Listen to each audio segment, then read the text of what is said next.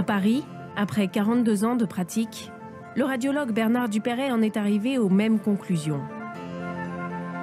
Et pourtant, dans les années 80, il participait à la mise en place du dépistage en France. Au début des années 70, on est parti dans l'idée que le développement d'une tumeur était linéaire dans le temps, c'est-à-dire qu'il est proportionnel à l'écoulement du temps, et donc quand c'est petit, c'est précoce, quand c'est gros, c'est tardif. On avait imaginé que la mammographie permettait de faire un diagnostic donc avant que ça soit palpable. À l'époque, la perspective était qu'on va faire le diagnostic de toutes les tumeurs et on va les traiter toutes le plus tôt possible, et par conséquent, on aura réglé le problème.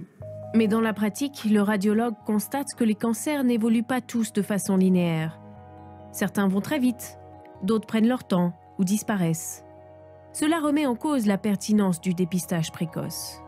Bernard Dupeyret refuse alors de le pratiquer, arrête son activité libérale et interroge nos connaissances sur le cancer. Alors, ce surdiagnostic, au début, on pouvait penser qu'il était marginal. Alors, il se révèle massif, important.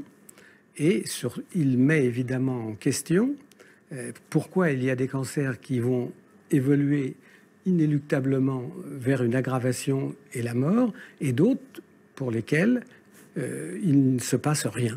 Car aujourd'hui, on ne sait pas différencier, évidemment, un cancer surdiagnostiqué d'un cancer évolutif. Ça fait poser une question, à partir de quand est-on malade ?